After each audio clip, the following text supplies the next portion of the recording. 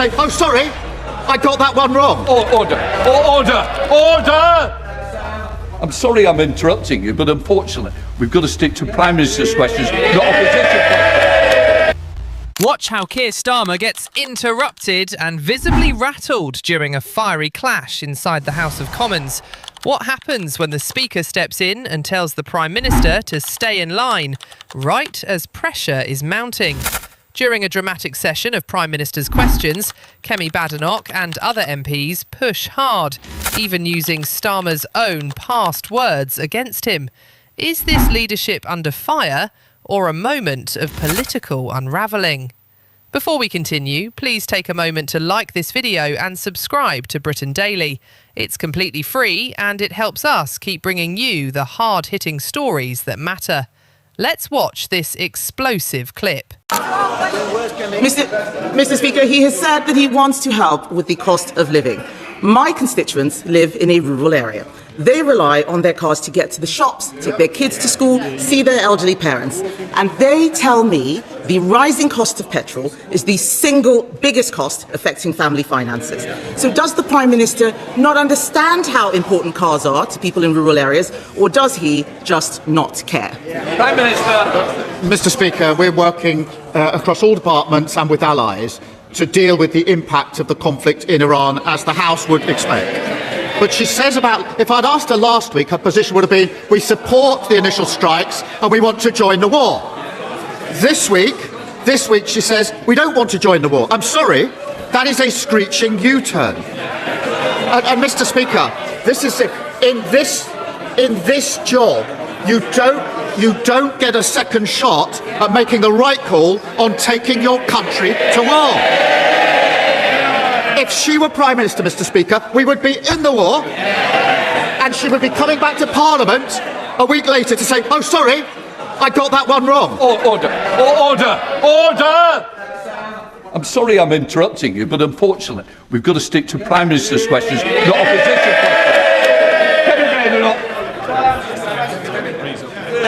Mr. Speaker, he said if I were Prime Minister, HMS Dragon would have left a week ago. The only time.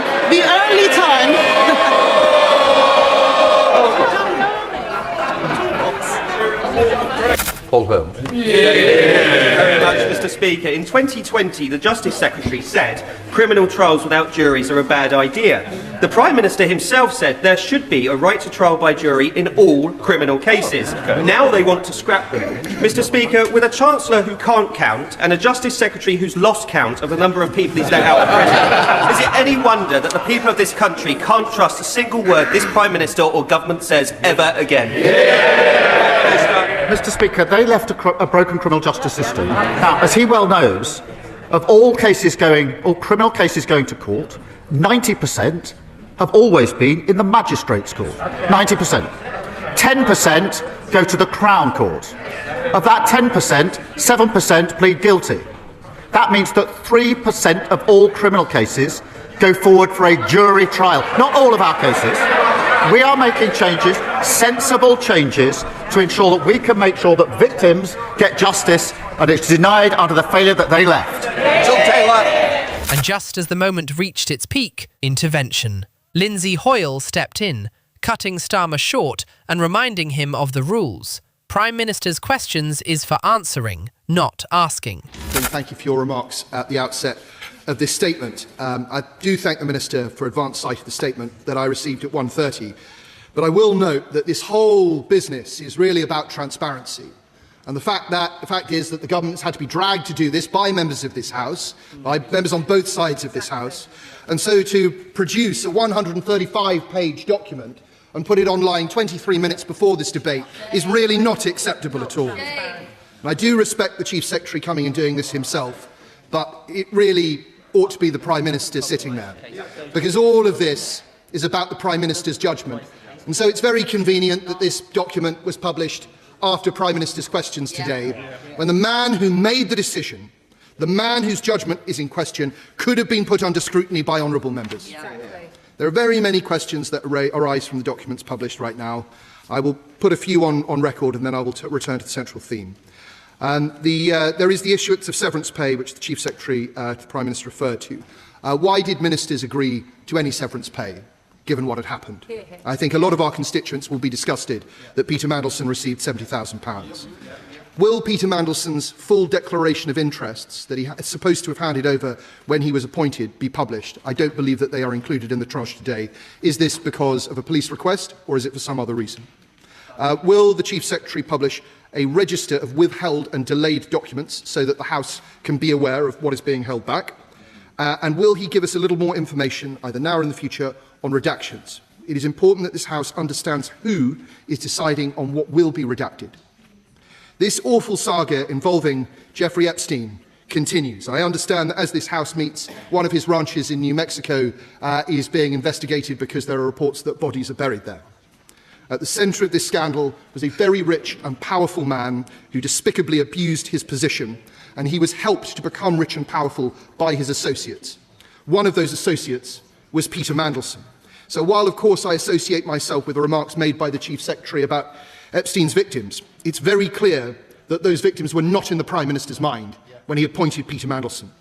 The Prime Minister has already admitted that he knew Mandelson had maintained his friendship with Epstein even after the latter's conviction for his terrible crimes. That was a bad choice, and it's a choice that we can now read about in black and white, Madam Deputy Speaker, on page 11, where the Prime Minister was told after Epstein was first convicted of procuring an underage girl in 2008, their relationship continued across 2009 to 2011, beginning when Lord Mandelson was Business Minister and continuing after the end of the Labour government.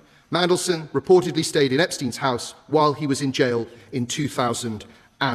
Now, the Prime Minister claims that he was lied to. He wasn't lied to by this due diligence document. And it may be that Mandelson denied these claims. And if so, maybe the Prime Minister was lied to. But he was lied to by an inveterate liar who had been fired twice before. And we're supposed to believe, Madam Deputy Speaker, that the Prime Minister, who was once the chief prosecutor in this country, couldn't see through this nonsense. It beggars belief. Over the coming hours and days, we'll see whether these documents reveal why the Prime Minister's judgment failed so badly. But we must suspect that it was because his then Chief of Staff was Mandelson's protégé. And Morgan McSweeney had set up Labour Together, the Prime Minister's private campaigning organisation, and Peter Mandelson had advised Morgan McSweeney on the establishment of that organisation, and that organisation had been responsible for breaking electoral law so that it could hide the sources of its funders from the public and from the Labour Party.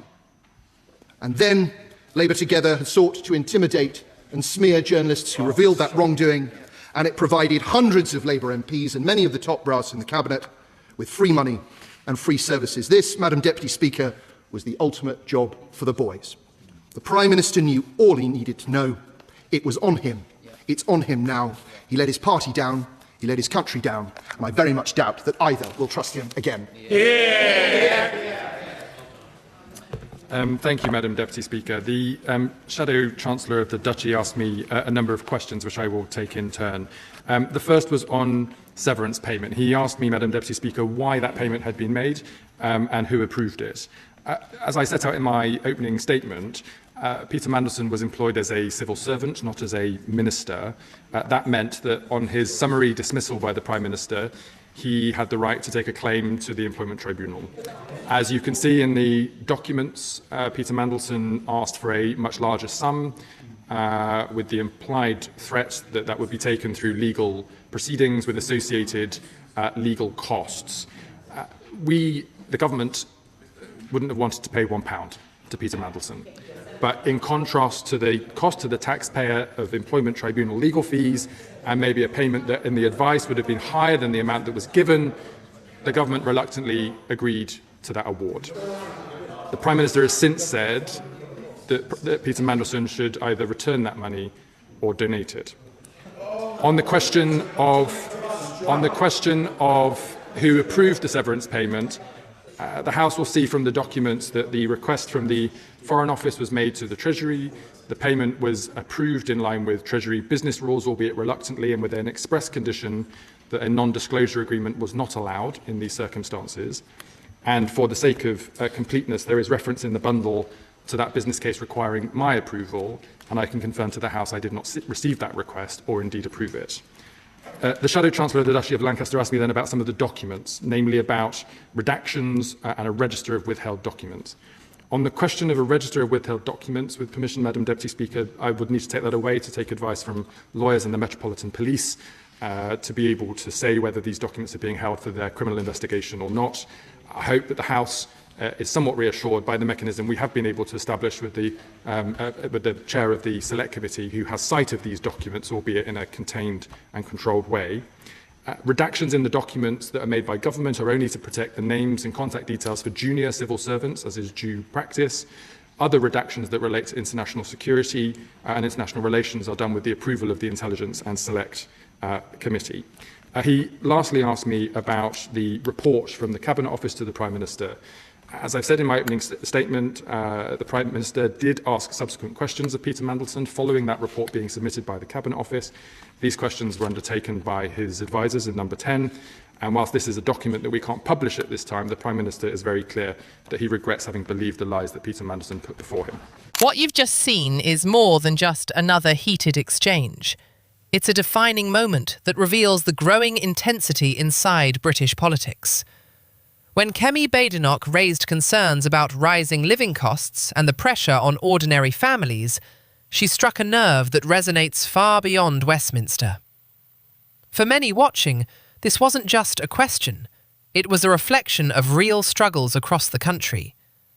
But then came the turning point.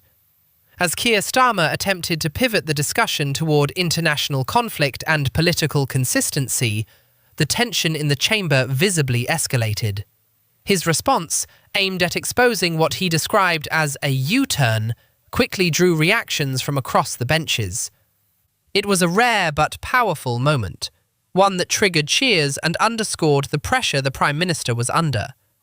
These interruptions are never just procedural, they send a signal, both inside the chamber and to the public watching at home.